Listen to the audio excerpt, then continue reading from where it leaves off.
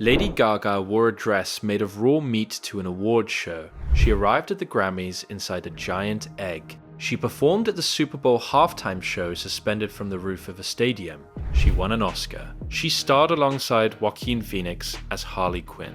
And she did all of it after being told repeatedly that she was too weird, too ugly, and too theatrical to ever be a pop star. Most artists find one version of themselves that works and ride it until the wheels fall off.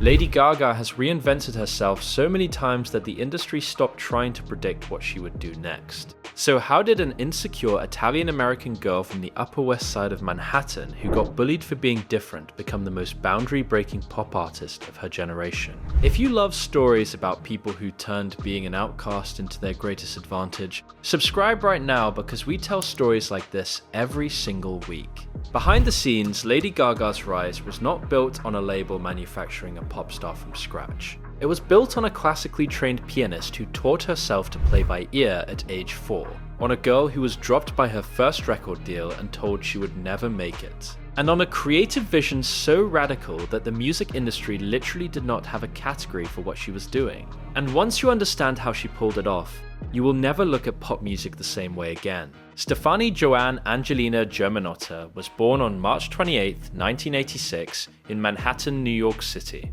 Her father was an Italian-American entrepreneur. Her mother worked in telecommunications. They lived in a nice Upper West Side apartment. On paper, her childhood looked comfortable, but behind closed doors, Stefani felt like she did not belong anywhere.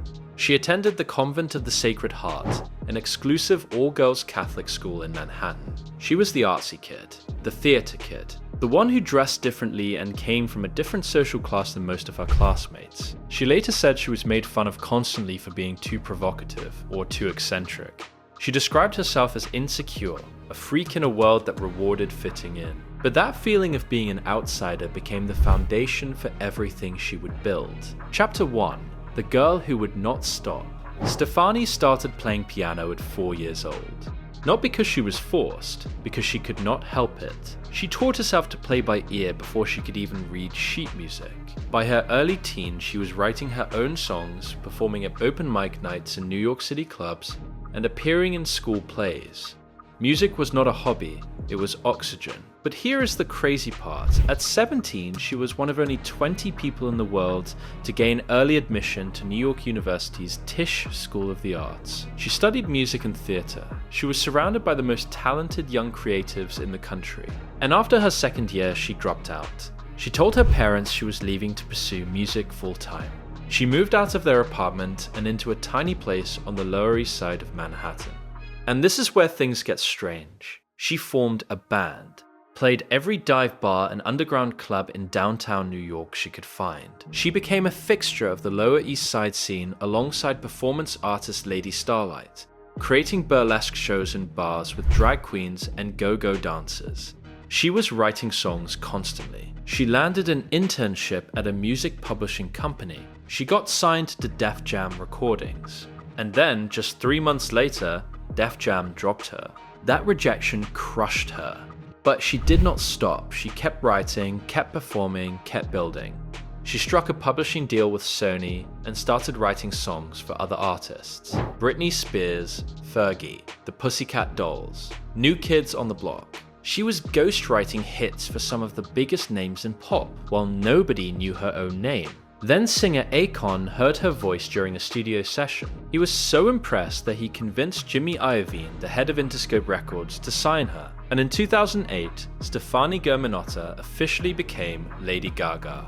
Is Chapter 2, The Fame. Her debut album, The Fame, dropped in August 2008. The first single, Just Dance, started slow. It built momentum in clubs and through the gay community before exploding into the mainstream. It hit number 1 on the Billboard Pop Songs chart. Then Poker Face did the same.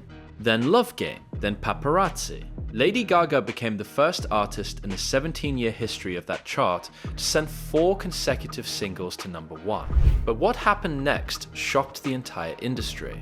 Gaga did not just make pop music, she turned every single appearance into a performance art spectacle. The outfits, the wigs, the space-age bodysuits designed by her creative team, House of Gaga. The videos that played like short films. She was channeling David Bowie, Freddie Mercury, Grace Jones, and Madonna all at once while creating something entirely her own. The Fame sold over 12 million copies worldwide. She won 2 Grammys. Billboard named her the greatest pop star of 2009.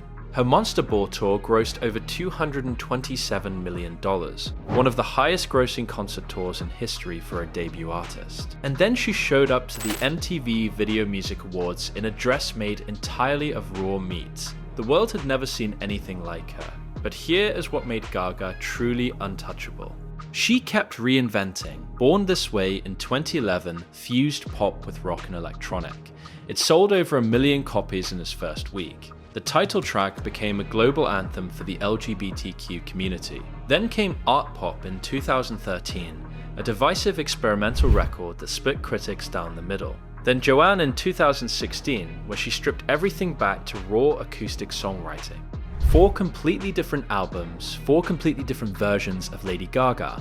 But Lady Gaga's most unexpected reinvention had nothing to do with music at all. It had to do with a movie, a role nobody expected her to land, and a song that made the entire world cry.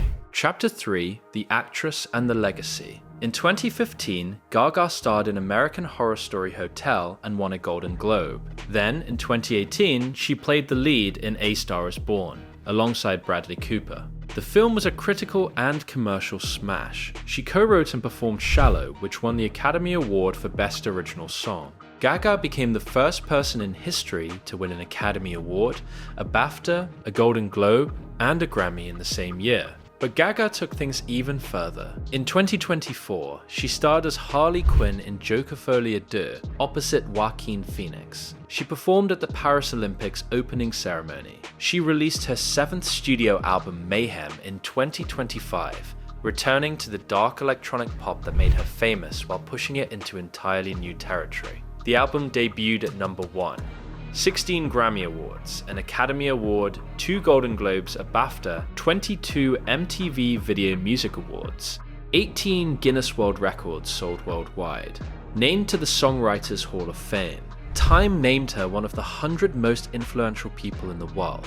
She has spoken openly about living with fibromyalgia, about her struggles with mental health, and about surviving sexual assault, using her platform to fight for people who feel like they do not belong. She has reinvented pop music not once, but 5 times over. From electronic dance pop to rock to stripped-back Americana to jazz standards with Tony Bennett to dark experimental pop. Every era different. Every era entirely her. Lady Gaga did not become one of the defining artists of her generation by following the blueprint. She burned the blueprint and wrote a new one every 3 years.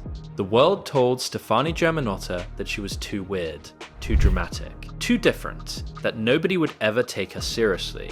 She did not tone herself down. She turned every single thing they mocked her for into the reason millions of people worship her. And that is how an outcast from the Upper West Side reinvented pop music 5 times over and became the most fearless artist of her generation. If this story gave you chills, drop a like and subscribe. We tell stories like this every week. The next one is even crazier.